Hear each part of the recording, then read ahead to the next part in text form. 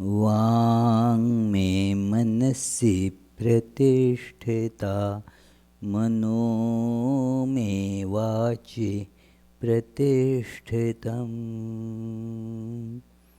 आविराविर्म एधि वेदस्य आणीस्थ श्रुतं मे मा प्रहासीः अनेनाधीतेनाहोरात्रान् सन्दधामि ऋतं वदिष्यामि सत्यं वदिष्यामि तन्मामवतु तद्वक्तारमवतु अवतु माम् अवतु वक्तारमवतु वक्तारम् ॐ शान्ति शान्ति शान्तिः ॐ May my speech be firmly established in my mind. May the mind too be firmly established in my speech. May there be perfect correspondence, unanimity in my thoughts, words, and actions. May the self-effulgent Lord be revealed in my consciousness. May the truths of the scriptures shine forth in my life.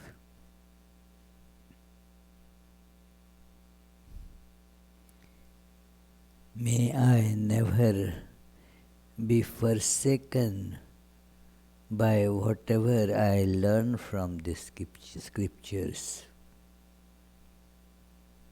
Let me live my life day and night according to those teachings.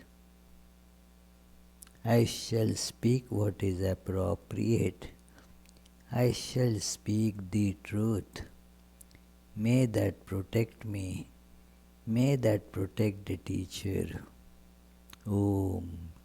Peace, peace, peace.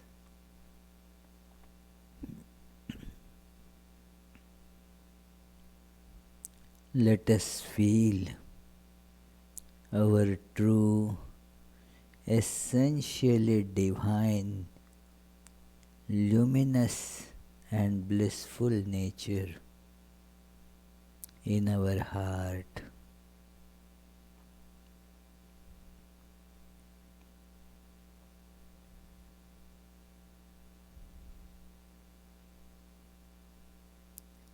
Let us imagine that as a steadily burning candle flame in the heart,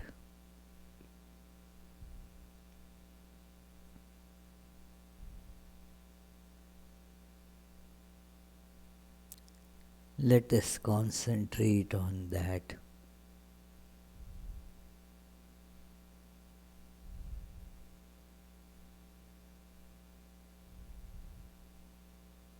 All is dark. That one light alone is.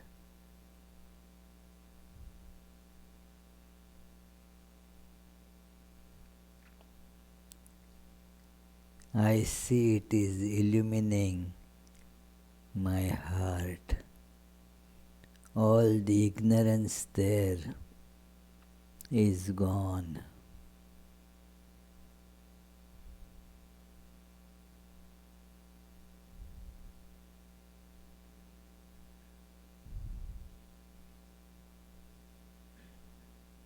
That light has illumined my whole personality.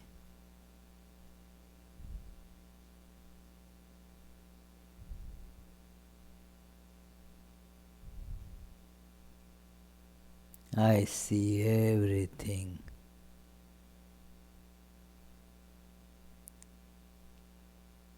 My body,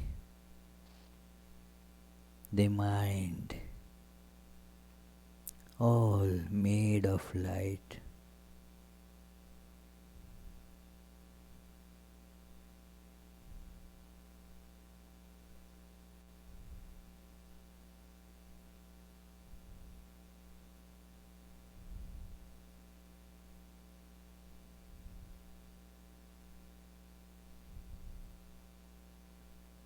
I see that same light pervading the whole existence.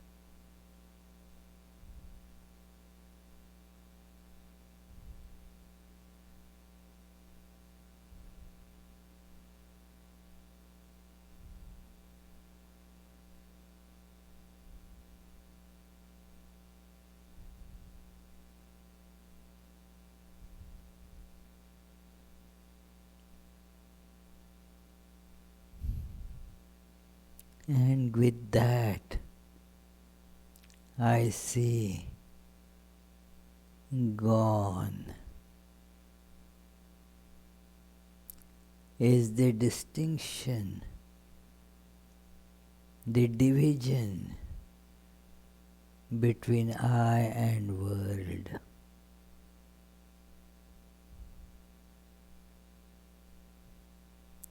In this divine light of the self, I realize that it was a fictitious, non-existent division.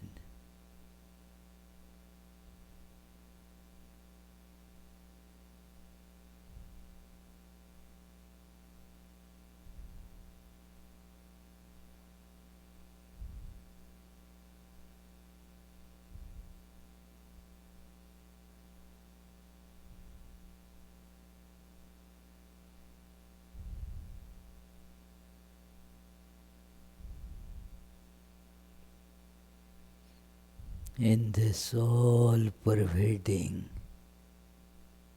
homogeneous, transcendental oneness,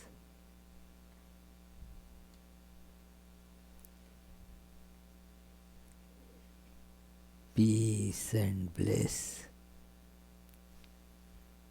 are automatic.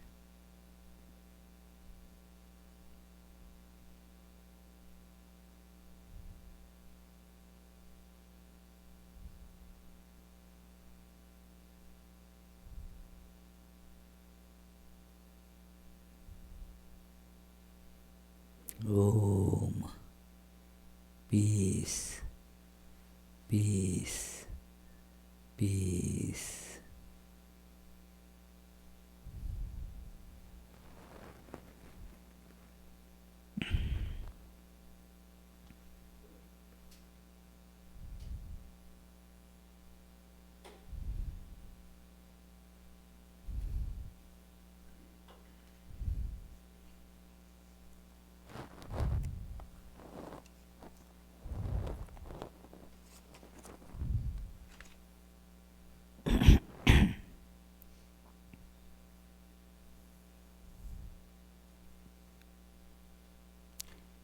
So let's begin today's discussion with the opening song, or the opening prayers actually.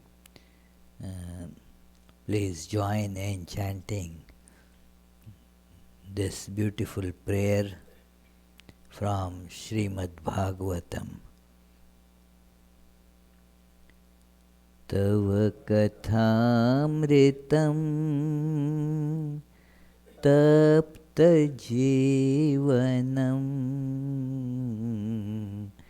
kavibhiriditam kalmashapaham shravanamangalam श्रीमदाततं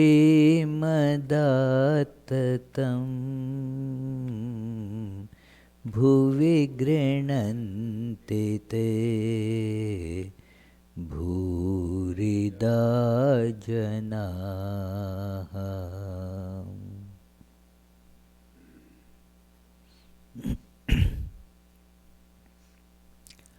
We had been studying this biography of Sri Ramakrishna, which brings out the internal, that awareness of Sri Ramakrishna, Sri Ramakrishna the divine, Sri Ramakrishna the God in human form, and also the human nature. So it is a combination, a wonderful mixture of the two, the human as well as God. And why does God assume a human form as described in Bhagavad Gita? Out of compassion for human beings, to teach them. All of us are suffering, but we don't actually know the exact cause of it. The suffering is a matter of fact, you see. It doesn't need any proof as such. Something that is matter of fact, you do not ask for it as proof, you experience it. So suffering is a matter of fact. So the causes of that suffering, and of course another thing is also matter of fact. Just as suffering is matter of fact, nobody wants suffering, that also is quite clear. Nobody is seeking suffering. We all get suffering, but we do not want it. And therefore we look for the cause. What is causing the suffering? And we do not see that the cause is the separation between I and the world. We have forgotten our divine nature, and that is the cause.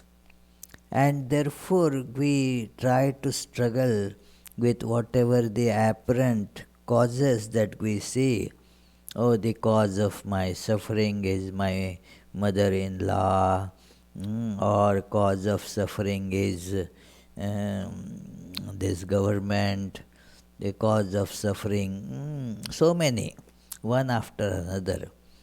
But we see, even if those causes are removed, the suffering still continues in different form. And that is why we can see that that was not the cause of suffering. Lack of money is, one kind of suffering is there. Now you think that if you get lot of money, that suffering will go. No, this suffering continues. Only instead of suffering because of lack of money, now you are suffering because you have plenty of money. So the suffering just remains. It is, somebody was telling, that's fine, rich people also suffer. But still, and that person told it with lot of, that,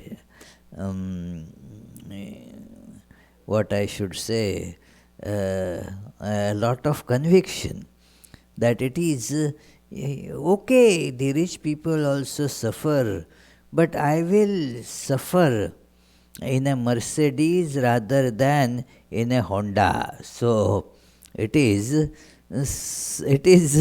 but it is actually not really different. So what is the cause of this suffering? So Avatar, God incarnates as human being to show the real purpose of life, by which this suffering is totally eradicated and our true ever blissful nature manifests in our life. That is why many important treatises on Vedanta declare it, that what is the purpose of the study of Vedanta? In Sanskrit it is written Atyantika Dukkha Nivritti Paramananda Avaptischa. Total eradication of suffering, Atyantika Dukkha Nivritti, and Paramananda Avaptischa. Thus, getting or experiencing the infinite bliss, highest bliss, Paramananda Avaptischa. So this is the purpose of study of Vedanta. And one aspect of that is to feel the nature of a person who is God and yet appears to us as human being. So, they come to teach us this truth, and they teach through implementing it in their lives. So this part is called Guru Bhava of Sri Ramakrishna. Sri Ramakrishna as Guru, the teacher. And in this chapter we had been seeing that how a Guru removes the obstacles in the path of the student. The teacher is watching the development of the student, and then there is something that is that the student is not doing right, then does something to remove that mistake and corrects it properly. I remember when I was playing a game, I was practicing that volleyball with others, and then our coach was there. So he saw the way I lift my hand and hit the ball. So how I jump, how I lift the hand, and how I hit the ball. So he saw the hand is getting unnecessarily bent in one position. So now that had become the habit. So you don't realize that that is a mistake. So, but he being the trainer, the coach, he could see the problem. And so immediately he held the hand and said that now you have to hold hand without a bend like this, and then you will be able to hit much better. So it is, and take that hand as far back as you can. Increase that gradually, and thus you will get more power behind your shots. So it is, now he could see that, and so he corrected it, that okay, this is the obstacle, and so you have to make your hand go properly straight. And then he showed me how it is to be done with his own example. So removal of obstacles. Now in spiritual practice, lot of obstacles are such that they are not visible to us, and they are not visible either to ordinary people. Sri Ramakrishna could see the mind of everyone as if it is kept in a glass case. We also do not know what's going on in our mind, let alone what goes on in somebody else's mind. We think that I know my mind. No, we don't. And the result shows that we have not much idea of what goes on in our mind. So it is things are going on. We are not able to detect that. But Sri Ramakrishna could find that, could see that. And the last time we saw the example that the method of correction.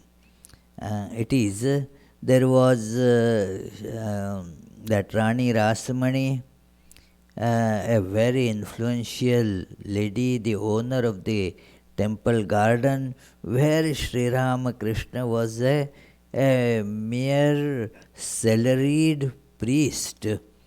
But that Rani, that queen, that great lady, she used to come to Sri Ramakrishna to listen to the devotional songs and such things. And so that day also she was doing her mantra and requested Sri Ramakrishna to chant some songs of the worship on the Divine Mother. So Sri Ramakrishna started singing, and then suddenly he hit that Rani. He gave her a slap, saying that, here also the same thoughts. So everybody naturally was shocked. The attendants of Rani, the other temple, these workers, the staff there, everybody rushed to hold Sri Ramakrishna and remove him from there, because he slapped Rani. What a big crime. So, but Rani immediately knew that her mind was wavering. Her mind, although she came for listening the songs of Divine Mother and do her prayers, the mind was thinking of a lawsuit that was pending, which is a common thing that for all of us, when we sit for meditation, we really want to meditate on the ideal, no doubt about that. Is why we sit and try to meditate. But then the mind starts wavering here and there, starts thinking of some pending work, or some conversation that happened, or goes to some other event. And so it is very strange, but that is how the mind behaves then, goes here, there, everywhere. As Swami, I encounter this very often, that many times the devotees come and say, well, Swami, I want to talk to you privately.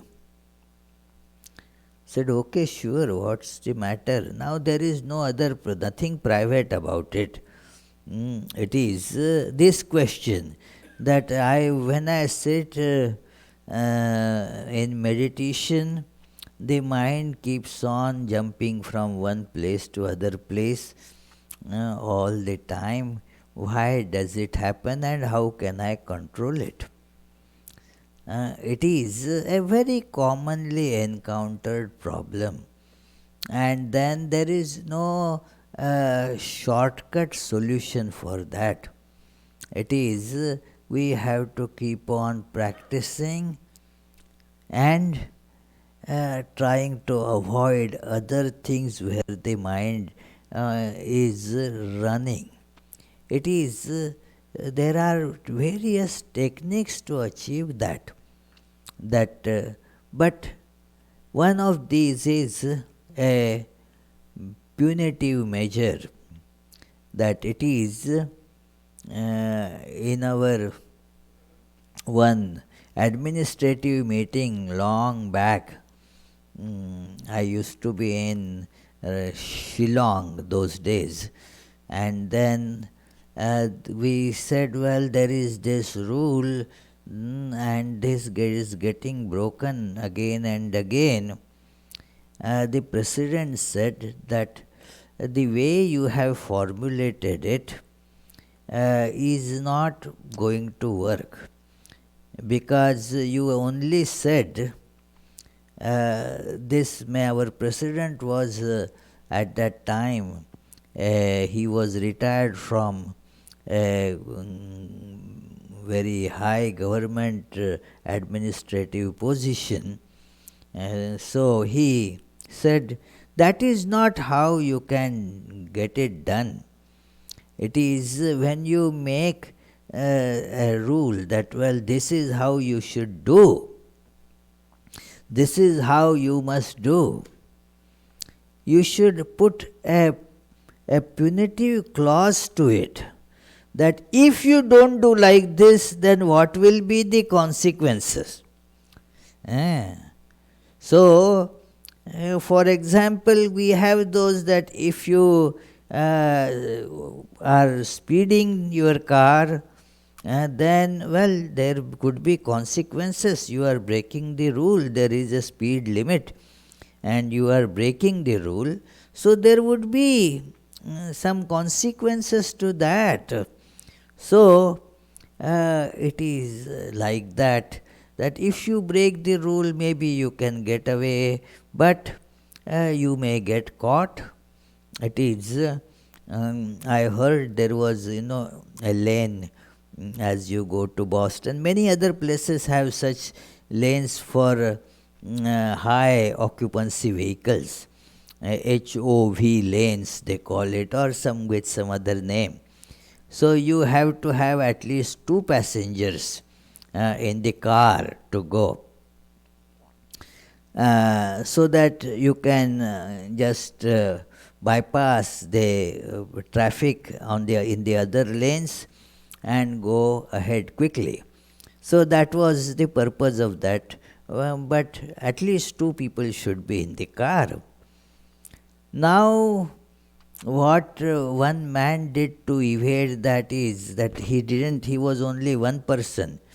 So, he put a fluffed this thing, image of man, and with a hat, and also put a seat belt there, and very nicely that it is, and was breaking that rule for quite some time.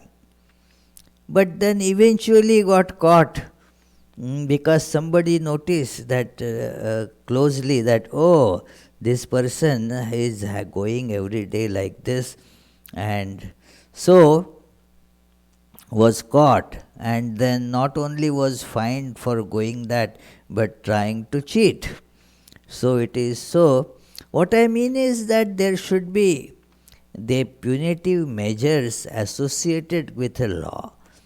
There will be consequences. Everything, is that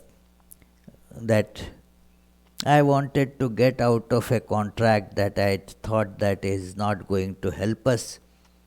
So I asked the other party, suppose we get out of this contract, and said, well, there will be consequences. Yeah. And he said consequences word in a somewhat menacing way, that you will be paying a lot of fine, because, or the damages if you leave it in the middle. So, if you want to get something done, the consequences of not doing it should be understood. If we are meditating, and the mind is going hither, thither, everywhere, naturally the attempt at meditation is not going to yield the desired result. And so we have to see that we pay rather concerted attention to that, we be more serious about it, and so forth. and then gradually one can control it by uh, the technique that has been described.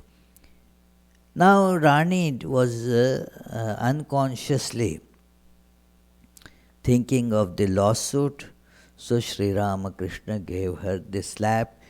Immediately Rani understood that this is what her mind was doing. And so that is one of the very special manifestation of Sri Ramakrishna's teachership.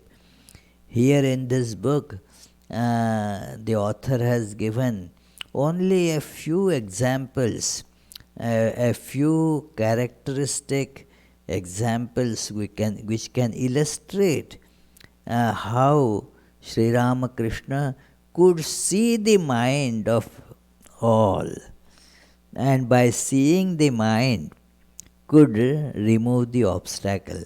There are many actually examples in the lives of disciples of Sri Ramakrishna, but this one is a very strange thing, that Sri Ramakrishna did something in a way from the common point of view terrible, that could have in those circumstances he would have lost his life.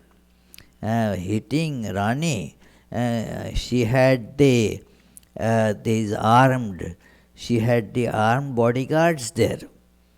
So therefore the author says, look, this is a very strange way of guiding a disciple, but very effective way. So Sri Ramakrishna did that. Let us read a little bit that. This is page 479. This incident in which the master chastised Rani Rasmani shows vividly how he taught others and behaved with them when he was overwhelmed by the power of a guru. If we carefully examine this event, we shall find it was not a negligible matter. Here is an ordinary salaried Brahmin priest, quite insignificant, and there is Rani Rasmani, whose wealth, status, intelligence, fortitude, courage, and power astounded Calcutta's elite. It should be understood that such a poor Brahmin had little chance of even going near her, or if he found a way, he would seek an opportunity to please her with flattery or some other means, and feel himself blessed. But in this case, just the opposite happened. Instead of merely protesting the Rani's misconduct, the master physically punished her. From the standpoint of the master, it was a matter of no little surprise. But on the Rani's part, it was truly remarkable that such so-called ill treatment did not awaken anger, egotism, vengeance, or the like in her mind. As we mentioned earlier, when the selfless cosmic eye causes the power of the Guru to arise in the minds of great teachers, ordinary people who encounter them must humble themselves before those great teachers, even against their will. It is strange to see Sri Ramakrishna doing that, but much more strange to see that behavior of Rani Rasmani, that she was not angry. No anger came up. Imagine, that just visualize that situation. An ordinary servant is hitting as such a highly respected lady who is the owner of that place, and for no apparent reason is just giving her a slap. Now imagine how the response of Rani would have been had it been something ordinary. Imagine had somebody hit Rani Rasmani like that. She would have just, in anger, would have uh, taken revenge, would have done something very different. Here, she understood her mistake and understood that Sri Ramakrishna was teaching her a lesson, and immediately told everyone around nobody should touch this priest, Sri Ramakrishna. What he did was okay, just you do your works, do not bother us.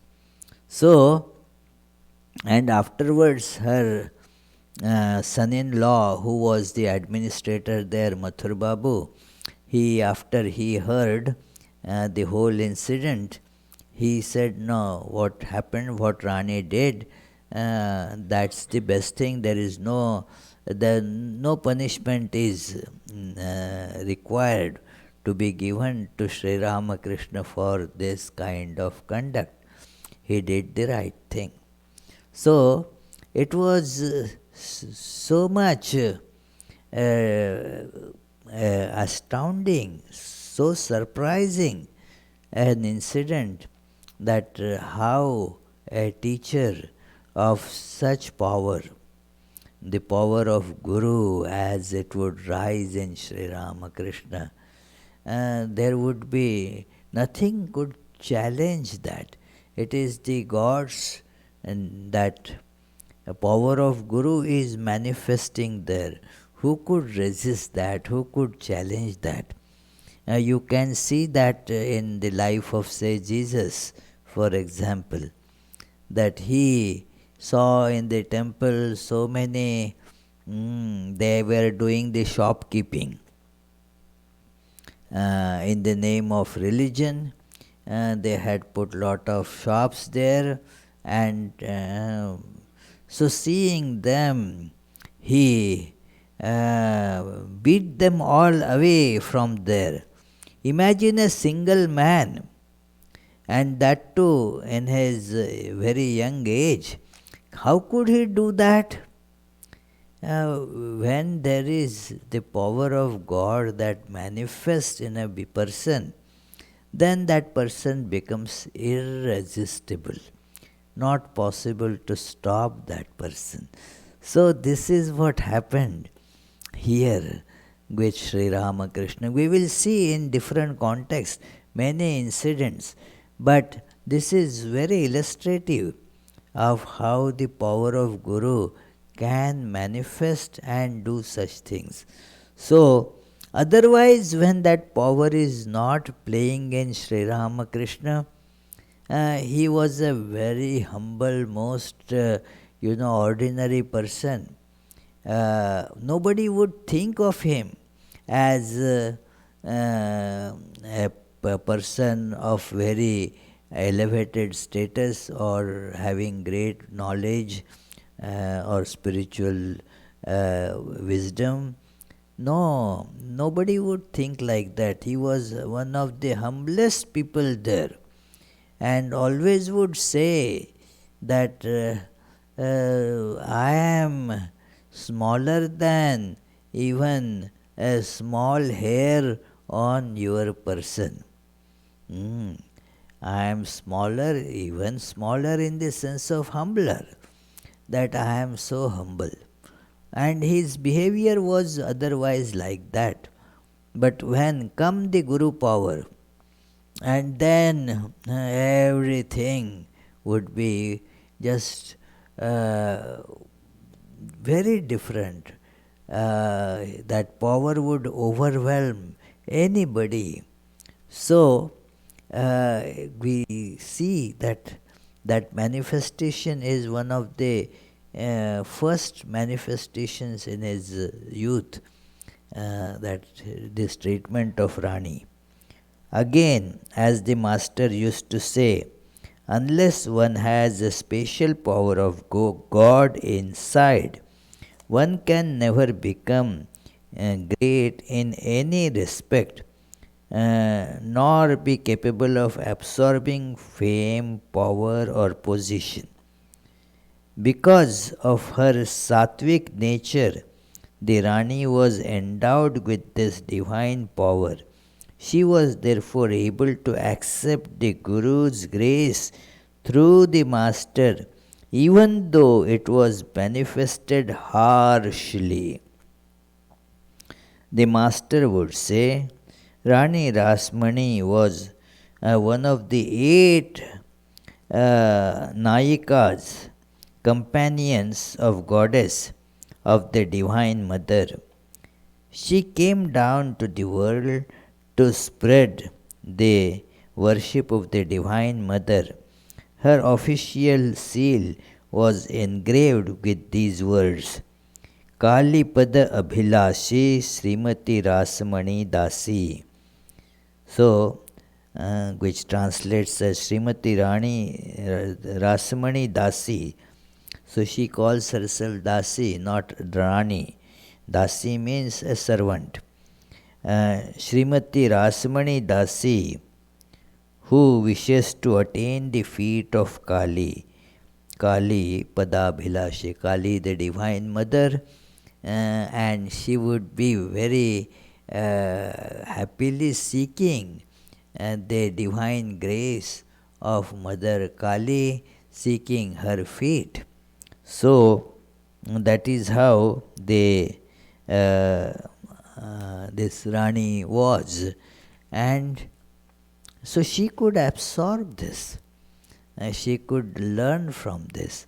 Everybody cannot be given the same teaching, same way of teaching cannot be administered to everyone.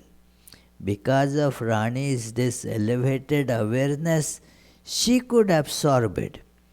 If somebody else is given, that person could just flow in anger, would be full of that revenge attitude, and will not be able to learn.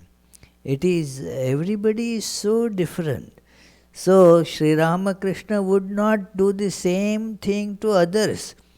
It is not that, okay, you can't go and say, now I know how to teach. I saw Sri Ramakrishna did like this, let me also do. I told you the story of that apprentice doctor. The doctor and the apprentice, they were walking in a desert, and then a camel was groaning in pain, and the owner of the camel was to his wits' end. What is happening? What can I do now?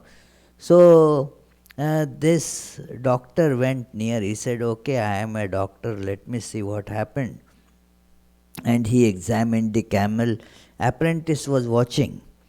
And then he told the owner and the apprentice to hold the head and neck of that camel in a straight way, and then from a distance came running and gave a very nasty kick on the neck of that camel, and a big coconut came out of that camel's mouth, and then the camel felt at ease, and they continued their journey. The disciple thought, now I understood how to cure people. I don't need to continue just apprenticeship. I can start my own practice. What would have happened, you can imagine, you see. So that is how it is. Not that, okay, if the disciple is, you feel has to be taught. It is simple, give a slap. No, that won't work. It is Sri Ramakrishna could see where the problem is and what kind of treatment is to be given. So, this is this very special feature of Sri Ramakrishna's nature as Guru.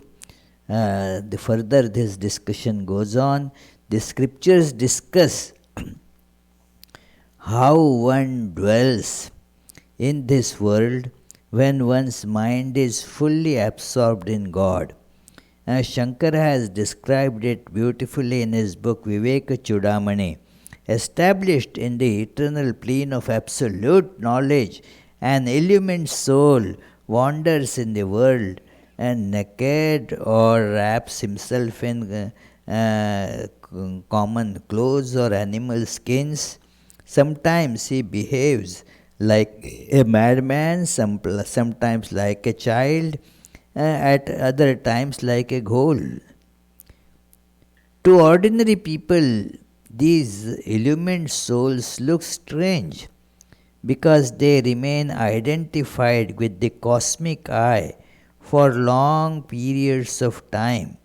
But God's power as a Guru is manifest through them, specially in order to remove the darkness of ignorance from human beings. As we said earlier, when the small selfish I is destroyed, the cosmic I and its power as a Guru appear in order to benefit humanity. Again, amongst the illumined souls, some act in the role of Gurus or Rishis by God's will. To teach others, they demonstrate noble qualities like passion for truth, dispassion for untruth, good conduct, steadfastness, observance of rules, discrimination, scriptural knowledge, erudition, and so on, as circumstances dictate.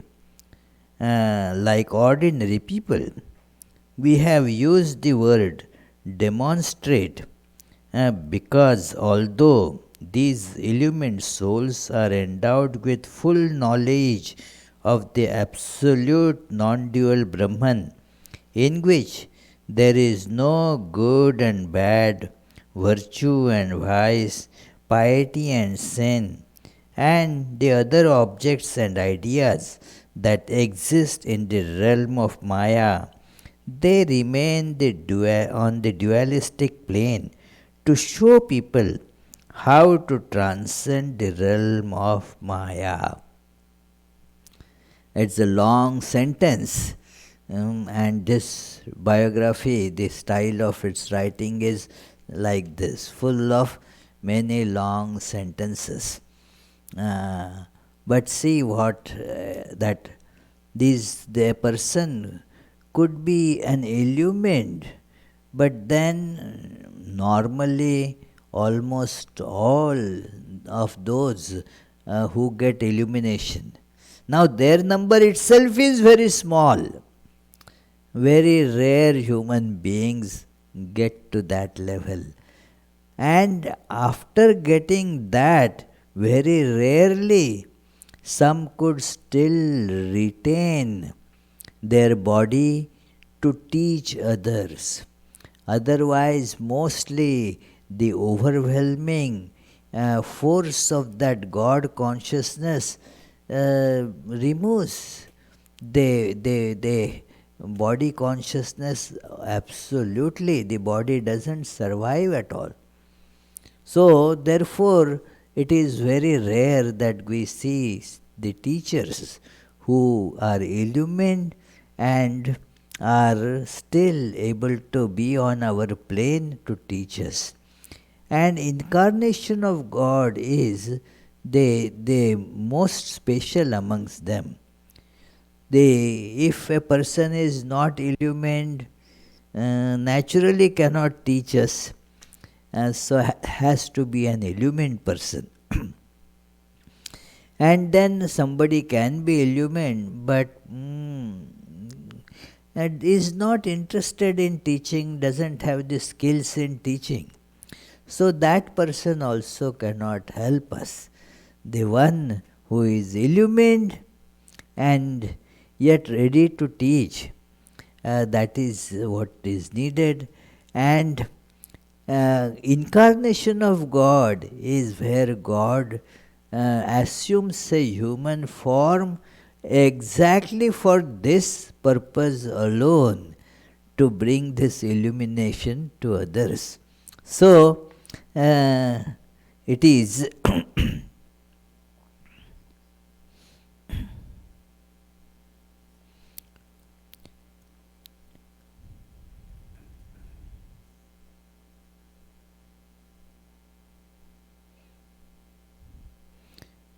if ordinary gurus and rishis spend time working for the good of humanity, what can we say of the avatars or the great teachers of the world? Ordinary gurus, they are really not ordinary. I mean, you can't find them everywhere on the street, you see. It is very difficult to have such gurus also. And their incarnations are far more than that. It is therefore difficult for ordinary people to comprehend what such great ones do and how they behave, especially in the case of Sri Ramakrishna, the avatar of this age. It is Lord Krishna says in Bhagavad Gita that it is so difficult for people to see me as the God. Param bhava majananto mama bhuta maheshwara. So, two types of mistakes he says people do. We have seen that part a few times. One is that they do not see the divinity. They see only the human nature, that this is like a human being, and therefore miss the education that they would get, or they would see only the divinity and not the human aspect. So what happens there? There, well, it is God. After all, we are not like that. So to learn from that becomes difficult. We would make a very nice shrine and keep a picture there, offer some these incense stick and flowers and all that, and forget about it.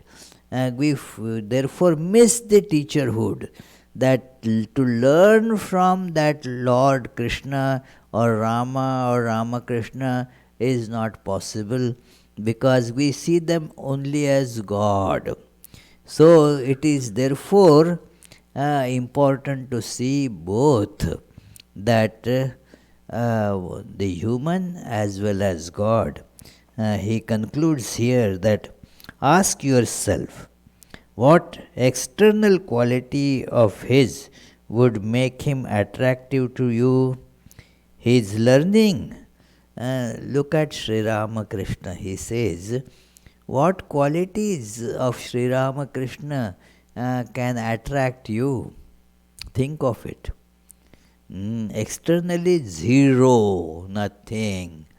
Normally, people get attracted maybe for certain very special qualities. Somebody could be highly learned. Somebody may have lot of money. Somebody may have lot of, say, political power. Sri Ramakrishna has none of these. Somebody said that, well, can you pray to Sri Ramakrishna so that I will win the lottery ticket? I will win the lottery. Said, well, Sri Ramakrishna himself was penniless. So therefore, I don't know if he can make you win the lottery. It is all. What can attract a person to Sri Ramakrishna? None of the externals. What can attract? It is, how could you? He was not an orator. Sometimes people get charmed by erudition and oration skills. Sri Ramakrishna, even in ordinary talking, he used to be, he was a stammer, so could not be able to talk for a long time without, or a sentence could not be uttered without a stammer. So he was not good at giving lectures. He didn't have got any learning, almost an illiterate person. So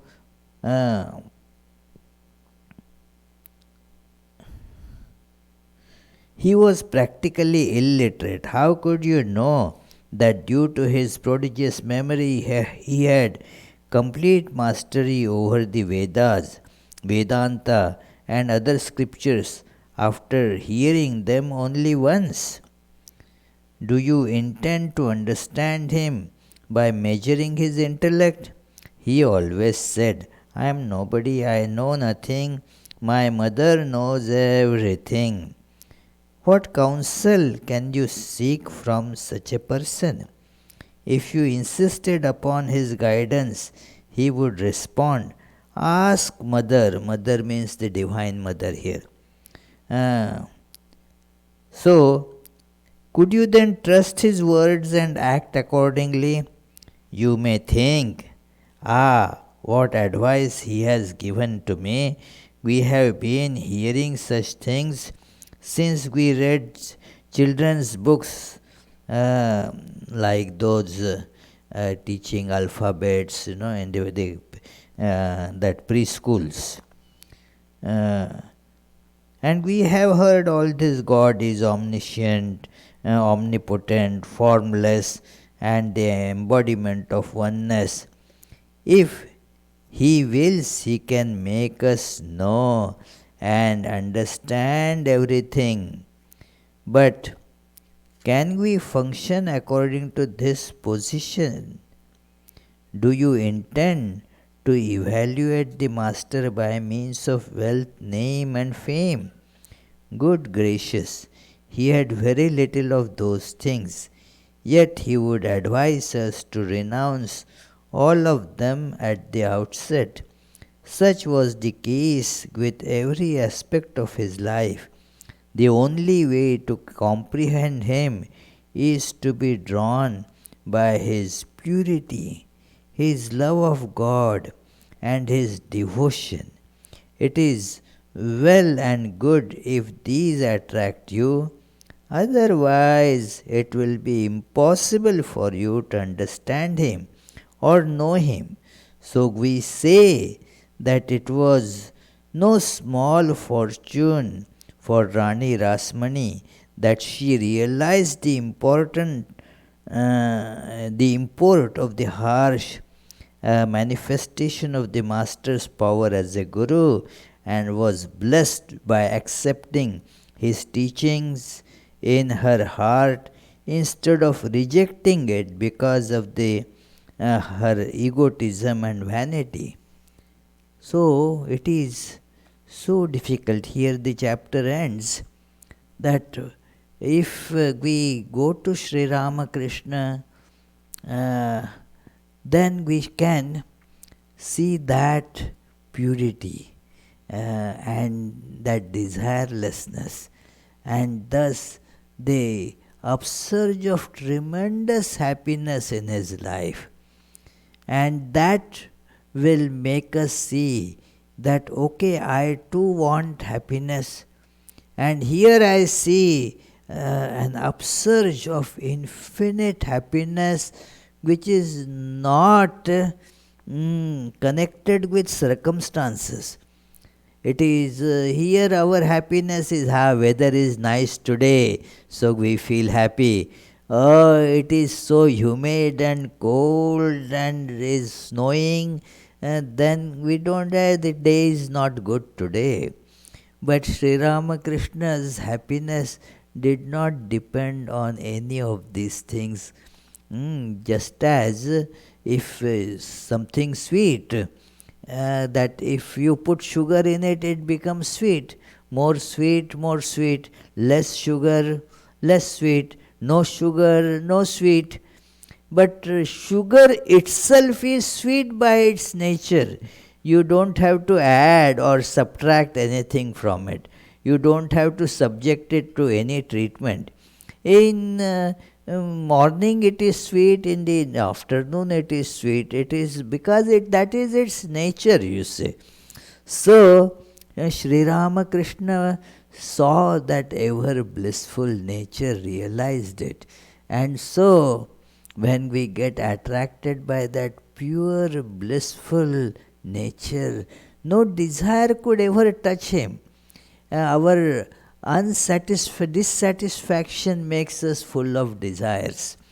And since those desires can never be satisfied, we remain full of desires all the time. Uh, but Sri Ramakrishna didn't have that. So that was how the nature of Guru manifested in Sri Ramakrishna. So let us think of it for a few seconds, and if you have questions, please ask.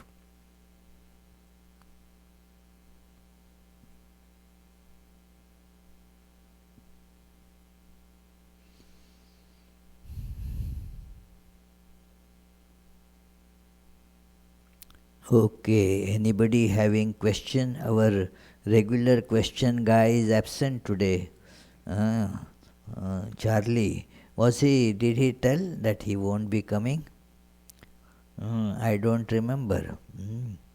So, anybody having question? Then let us conclude with the closing prayers. It is, I extend you all happy Thanksgiving vacation coming up, and then there is a retreat, a day-long retreat coming up on December 7th. So one has to, of course, register for that. May the Divine, who is Father in heaven of the Christians, Holy One of the Jewish faith, Allah of the Muslims, Buddha of the Buddhists, Tao of the Taoists, Great Spirit of the Native Americans, Ahur Mazda of the Zoroastrians, and Brahman of the Hindus, lead us from the unreal to the real, from darkness to light, from death to immortality. May the all-loving being manifest himself unto us and grant us abiding understanding and all-consuming divine love. Peace, peace, peace be unto all.